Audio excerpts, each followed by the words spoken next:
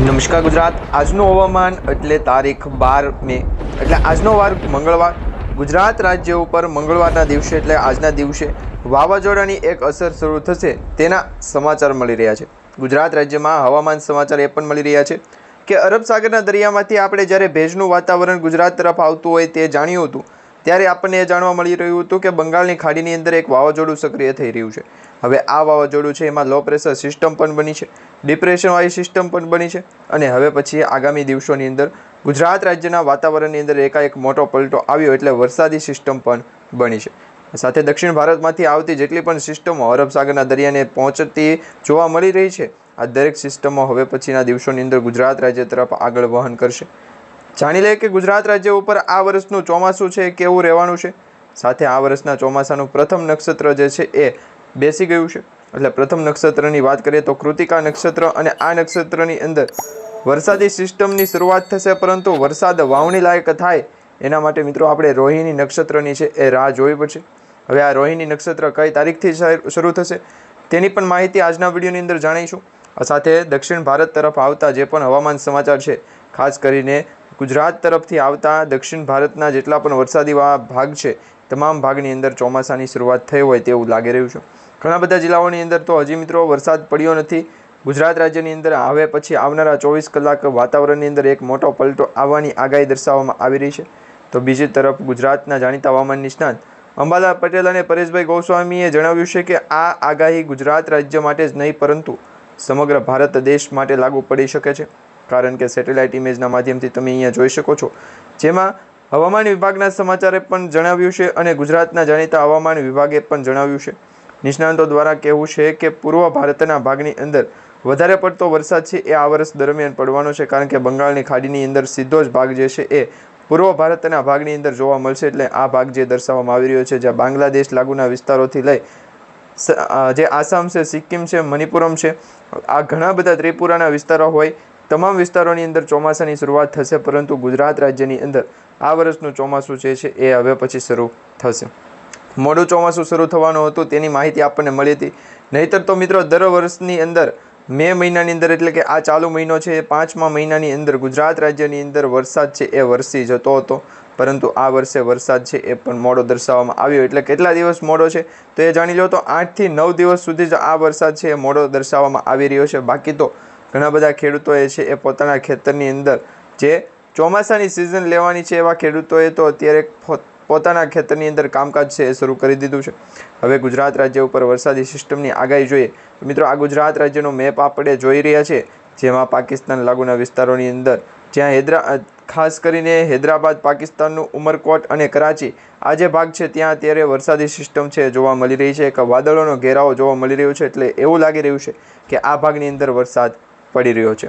બીજું મિત્રો રાજસ્થાન લાગુના વિસ્તારની અંદર પણ વરસાદ પડી રહ્યો હોય, બિકાનેર છે, તેમજ જયપુર છે, જોધપુર છે, વ્યાબર છે અને જેસલમેર છે, આ દરેક વિસ્તારની અંદર વરસાદ પડતો હોય એવા સમાચાર આપણને મળી રહ્યા છે. હીટવેવની આગાહી ગુજરાત રાજ્ય ઉપર કરવામાં આવી છે. ગરમીનો પ્રકોપ વધશે મિત્રો. 11 તારીખ સુધી ગરમીનો પ્રકોપ વધવાને લઈને આગાહી હતી, તો 11 તારીખથી લઈને હવે પછી 15 તારીખ સુધી એટલે કે આગામી 4 દિવસ સુધી ગુજરાત રાજ્યની અંદર હીટવેવની પરિસ્થિતિ છે ઉત્પન્ન થશે અને 15 તારીખથી નવા વાવાઝોડાની અસર ગુજરાત તરફ થતી જોવા મળશે. તમામ હવામાન સમાચાર આપણને જે જાણીતા આગાહીકારો દ્વારા મળતા હોય છે, પ્રાપ્ત થતા હોય છે, તેના સમાચારના મહદઅંશે તમે જોઈ શકો છો. તો ગુજરાત રાજ્યના દરિયાકાંઠાના વિસ્તારોની અંદર એટલે અરબ સાગરનો જે દરિયો છે એ દરિયાની અંદર ભારે વીજ પવન સાથે વરસાદી શક્યતા છે એ દર્શાવવામાં આવી છે. તેની ઓફિશિયલી તારીખ પણ જાહેર થઈ ગઈ છે કે હવે ગુજરાત રાજ્યની અંદર કઈ તારીખથી વરસાદી ચોમાસું છે એ શરૂ થશે. ફરી વખત તમે જોઈ લો કે અરબ સાગર અને બંગાળની ખાડીની અંદર મુખ્યત્વે જે વાવાઝોડા ઉત્પન્ન થતા હોય છે અરબ સાગર અને બંગાળની ખાડીની અંદર ઉત્પન્ન થતા હોય છે. આ વર્ષનું જે ચોમાસું શરૂ થાય એ પહેલાં એક નાનકડું એવું વાવાઝોડું જે છે એની ગતિની અંદર એકાએક મોટો પલટો થઈ ગયો. વાતાવરણ પલટાયું, પરંતુ ચોમાસાના વાવાઝોડાની અસર છે એ પલટાણી નથી. હજી પણ આ વાવાઝોડું ગુજરાત રાજ્ય તરફથી પહેલાં પશ્ચિમ બંગાળ તરફ જશે. બંગાળથી લઈ અને આ વાવાઝોડું છે વિશાખાપટ્ટનમ ભુવનેશ્વરમાં પહોંચશે. ત્યાર પછી વાવાઝોડાની જે છે એ ગુજરાત રાજ્યના તેમજ ખાસ કરીને અત્યારના હવામાન સમાચાર જે આપણને મળી રહ્યા છે તેમાં ઘણા બધા લોકોને એ પણ ખ્યાલ છે કે વરસાદી સિસ્ટમ જામશે, પરંતુ આ તારીખ જે છે એ જાહેર કરવામાં આવી નથી. ઓફિશિયલી તારીખ કઈ છે એ હજુ સુધી જાહેર થઈ નથી। હા મિત્રો, વરસાદી સિસ્ટમ જ્યારે પણ જાહેર થાય ત્યારે ગુજરાતના અનેક વિસ્તારોની અંદર જેટલા પણ સેવાભાવિક માણસો છે એમને પણ આ માહિતી આપવામાં આવતી હતી। હવે પણ આ માહિતી આપવામાં આવશે કે ગુજરાત રાજ્યની અંદર વરસાદી સિસ્ટમની જે વાતાવરણની જે અસર દર્શાવવામાં આવી રહી છે, મુખ્યત્વે 2 પરિબળો દર્શાવવામાં આવી રહ્યા છે। એક તો મિત્રો અરબ સાગરના દરિયાની અંદર ભેજનું જે પ્રમાણ વધ્યું છે એ, અને બીજું એ કે દક્ષિણ ભારતની અંદર અત્યારે તમે જોઈ શકો છો ચોક્કસપણે એક વાવાઝોડું સક્રિય થતું જોવા મળી રહ્યું છે। હવે દક્ષિણ ભારતની અંદર આ જે વાવાઝોડું સક્રિય થયું છે એની પાછળનું એનું નામ અત્યારે અર્બનિયા દર્શાવવામાં આવી રહ્યું છે, કારણ કે અરબ સાગરમાંથી આ વાવાઝોડું પસાર થઈ ભારત દેશ તરફ આવશે। વચ્ચે જો ગુજરાત રાજ્ય ન આવે તો જ જે છે એ વરસાદી સિસ્ટમ આપણી સફળ થશે, નહીં તો વરસાદી સિસ્ટમની અસર ગુજરાત દરિયાકાંઠાના વિસ્તારોની અંદર સર્વપ્રથમ જે છે એ મુખ્યત્વે હોય છે। કારણ કે અરબી સમુદ્ર અને ગુજરાતના દરિયાકાંઠાના લોકો જે છે એ સૌથી વધારે વેસ્ટેજ પ્રોબ્લેમ છે એ ગાર્બેજ ઓન ધ યર દર્શાવે છે, જેને કારણે વેધર એનાલિસિસની સ્પીચમાં છે એ ભાવુક થઈ ગયા। હવે વરસાદી સિસ્ટમ આ વર્ષની અંદર આવે તો ગુજરાતના દરિયાકાંઠાના લોકોને જે છે એ સૌથી મોટી આગાહી દરેક વિસ્તારોમાં દર્શાવવામાં આવે છે। પરંતુ અત્યારે તમે જોઈ શકો છો તો દક્ષિણ ભારતની અંદર આ ચક્રવાત સર્જાણું ત્યાંથી લઈ અને ગુજરાતની અંદર પહોંચે ત્યાં સુધી 15 તારીખ સુધીનો જે વરસાદી સિસ્ટમનો વારો છે એ આવી જાય છે। એટલે 15 તારીખ સુધીમાં ગુજરાત રાજ્યની અંદર સૌ પ્રથમ આપણે જણાવવાનું રહેશે। હવે ત્યાર પછી જોઈએ તો 15 ઓગસ્ટ પછી 2 તારીખથી તો વરસાદી સિસ્ટમ પણ શરૂ થઈ જાય। વાતાવરણ જે છે એ સમય ઘડીએ તમે અત્યારે દર્શાવો છો કે જેની અંદર ગુજરાતના દરિયાકાંઠાનું લોકેશન છે એ મુખ્યત્વે અરબ સાગર અને બંગાળની ખાડીની અંદર લો પ્રેશર સિસ્ટમ સક્રિય થયેલી અવસ્થામાં જોવા મળી રહ્યો છે। હવે આ હવામાન સમાચારની અંદર મુખ્યત્વે 2 થી 3 કલાકારો જે છે એ અરબ સાગરના દરિયાની અંદર ભેજનું પ્રમાણ વધારે બોલાવો। તો આ પ્રકારે ગુજરાતનું સ્ટેટ ઓફ હોર્મુઝનું જે સ્ટેટ છે એ સૌથી પ્રથમ વખત વધારે બોલાવવામાં કહ્યું છે, પરંતુ ત્યાં સુધી પે આઉટ એકાઉન્ટનો સ્ત્રોત જે છે એ ગોતી દે તો વરસાદી સિસ્ટમ આપણે માની લઈ જાય। તો આ ક્લોઝ જે છે એ ક્લોઝ જાણવા માટે અરબ સાગરના દરિયાની અંદર કોકને પકડવો પડે અને જેને મુખ્યત્વે આવડતું એ હવામાન સમાચારની અંદર આગાહી હોઈ શકે। પરંતુ અત્યારે જેડીઓની અંદર તો હવામાન સમાચારની કોઈ વેરાયટી છે જામતી નથી। મુખ્યત્વે સ્ટેક બાય આ દરેક વ્યક્તિ માટે છે એ મુખ્યત્વે આપવું જરૂરી છે। તો આ ગુજરાતના દરિયાકાંઠાના લોકોને સૌથી વધારે પહેલાં સલામત સ્થળે ઉપર પહોંચાડવાની જે આગાહી છે એ કરવામાં આવશે। 25 તારીખ સુધીમાં વરસાદી સિસ્ટમવાળો આવી જશે અને ત્યાર પછી ગુજરાતનું હવામાન છે એ મુખ્યત્વે સ્ટ્રોંગ ટીમોની યાદીમાં પહેલી વખત આવશે નામમાં। લોકેશન બોય હોત તો આ બધા લોકો જે છે એ સૌથી વધારે રન પાડત, કારણ કે ગુજરાતના દરિયાકાંઠાના લોકો જે છે એ મુખ્યત્વે અરબ સાગર ઉપર જ છે। હવે વરસાદી સિસ્ટમની અંદર જો પણ ફેરફાર આવતું હોય તો આ ફેરફારને આપણે એવું કહીશું કે ગુજરાતના દરિયાકાંઠાના લોકો જે છે એ સૌથી મોટી આસ્તી હોઈ શકે। બાકી ગુજરાતના સેટ ઇમેજના માધ્યમથી આપણે એવું જાણતા નથી। તો હવે પછી ગુજરાતના દરિયાકાંઠાનું લોકેશન થઈ ગયું અને સાવિત રાઈટ પણ થઈ ગઈ।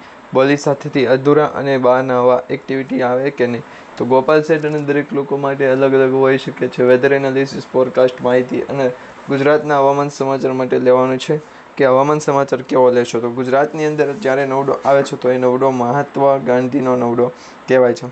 હવે આ વરસાદી સિસ્ટમ તમે આ મેપમાં કમ્પેરિઝન કરીને જુઓ કે ગુજરાતના સેટેલાઇટ ઇમેજના માધ્યમથી અરબ સાગરના દરિયાની અંદર ભેજનું પ્રમાણ પણ વધારે દર્શાવવામાં આવી રહ્યું છે। તમે અહીંયા સેટેલાઇટ ઇમેજના માધ્યમથી પહોંચી ગયા છો તો વરસાદ તમને આવતા રોકતું નથી। હવે આ જ સેટેલાઇટ ઇમેજના માધ્યમ ગુજરાતના દરેક ઇન્વિટેશન કાર્ડને જે છે સુઝુકી મારુતિ સુઝુકીનો પ્રોક્સર છે એ આજી પડ્યો છે।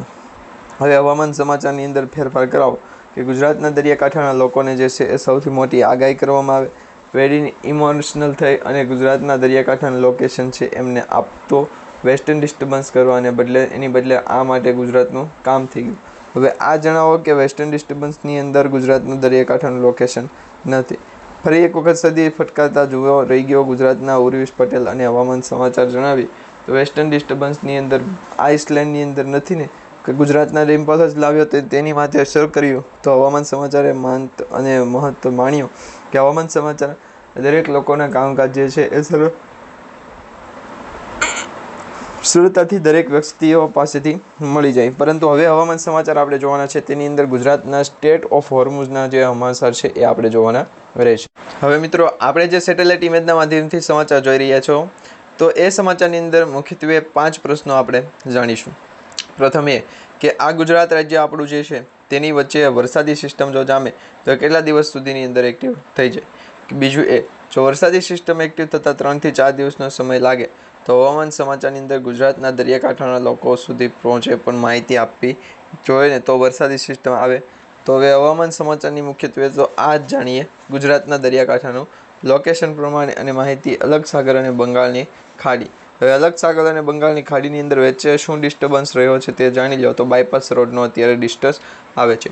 જો હવામાન સમાચારની અંદર સચ્ચાઈ મનથી અને મુખ્યત્વે ભાગરૂપે ગુજરાતનું સેટેલાઇટ ઇમેજ કે કોઈ પણ પ્રકારનું કામકાજ કર્યું હોય તો એ દરેક લોકો પાસેથી સૌથી મોટી મોંઘવારી વસ્તુ છે એ છીનવી. હવે તમે જોઈ શકો છો આ મધ્ય ભારત છે. મધ્ય ભારતના છત્રપતિ શિવાજી મહારાજ, નાંદેડ, સોલારપુર તેમજ હૈદરાબાદ છે. સાથે સાગલપુર છે, સંબલપુર છે અને સમાયા છે. તમામ વિસ્તારોની અંદર વરસાદી સિસ્ટમનો જો વાતાવરણના ભાગરૂપે ગુજરાત દરિયાકાંઠાના લોકો જે છે મુખ્યત્વે અલગ જ તરી. તો આ માટે અરબ સાગરના દરિયાની અંદર ભેજનું પ્રમાણ શા માટે મૂકે છે તો હવે એ જણાવો. જો વેસ્ટર્ન ડિસ્ટર્બન્સની અંદર ગુજરાતના સેટેલાઇટ ઇમેજની માહિતી આપી છે, ગુજરાતના તારી પાછળ કલકલાશ કરે છે તો આ માટે ગુજરાતનું દરેક કામકાજ થાય છે. હવે વરસાદી સિસ્ટમની અરબ સાગરના દરિયાની અંદર ભેજનું પ્રમાણ વધારે છે તો આ જ પ્રકારે ગુજરાતનું હવામાન છે એ મુખ્યત્વે આરોગ અને અરબ સાગરના દરિયાની અંદર વેસ્ટર્ન ડિસ્ટન્સ જણી છે. તો આ માહિતી ગુજરાતના દરિયાકાંઠાનું લોકેશન છે એ જણાવી દેજો. કારણ કે વેસ્ટર્ન ડિસ્ટર્બન્સને આપી દેવું જેથી કરીને માર્ચ તો એક તો શરૂ છે, બીજી પણ શરૂ થઈ જાય તો વાતાવરણ કેવું છે, ગમગીન લાગે છે. કાંઈ પણ જગ્યાએ કારખાનું આવવું એ ગુજરાતના સ્ટેટ ઓફ હોર્મુઝ દ્વારા આપવામાં આવે છે. બાકી તો વેસ્ટર્ન ડિસ્ટર્બન્સ, અલગ સાગર અને બંગાળની ખાડી વેસ્ટર્ન ડિસ્ટર્બન્સની અસર છે આપવામાં આવશે. તો અત્યારે તમે જોઈ શકો છો કે આ કેવી રીતનું ફળ રહ્યું છે. તો પૂનાવાળાની અંદર આ જ માટે અલગ સાગર છે જેથી કરી અને હવામાન સમાચારની અંદર આપણે અહીંયા પહોંચતાની સાથે કન્ઝર્વેશનની જે છે આપણે સ્થિતિ ઉત્પન્ન થતી નથી. કન્ઝર્વેશનની સ્થિતિ ઉત્પન્ન થઈ જાય તો વરસાદી સિસ્ટમ એકાદ બે કેસની અંદર પતી પણ જાય, પરંતુ આ ફેમિલી કેસ એડજસ્ટમેન્ટની અંદર વરસાદી સિસ્ટમની અંદર કોર્સ જણાવી દેવું નહીં. હવે આ હવામાન સમાચારની અંદર ગુજરાતના દરિયાકાંઠો લોકો છે. વેસ્ટર્ન ડિસ્ટર્બન્સ એવું કહે છે કે હવામાન સમાચાર આપવા જ પડે. બીજું એ કે વેસ્ટર્ન ડિસ્ટર્બન્સ એ જ માહિતી આપે કે જેમની પાસે ગુજરાતના દરિયાકાંઠાનું લોકેશન છે અને એવા જ હવામાન સમાચાર આપણા લોક લાગેલા ગુજરાતના દરિયાકાંઠાનું લોકેશન સુજાવી ગુજરાતના મોસ્ટ ઓફલી દરેક વ્યવસ્થિત આગળ ધણી અને સમજાવી કે એ મારા વહાલા ગુજરાતના દરિયાકાંઠાના લોકો જે છે એમને હવામાન સમાચારની અંદર આગળ વધતા, પરંતુ ત્યારે આ માહિતી એમની પાસે ટ્રોલ કરવા માટે બાબતે નહોતી. હવે આ વરસાદી સિસ્ટમની અંદર અસર કરાવી દેશ બંગાળની ખાડીની અંદર પણ એને જણાવવાનું રહેશે. જો વેસ્ટર્ન ડિસ્ટર્બન્સ આપીશું તો ગુજરાતના દરિયાકાંઠાનું લોકેશન જાણીશું.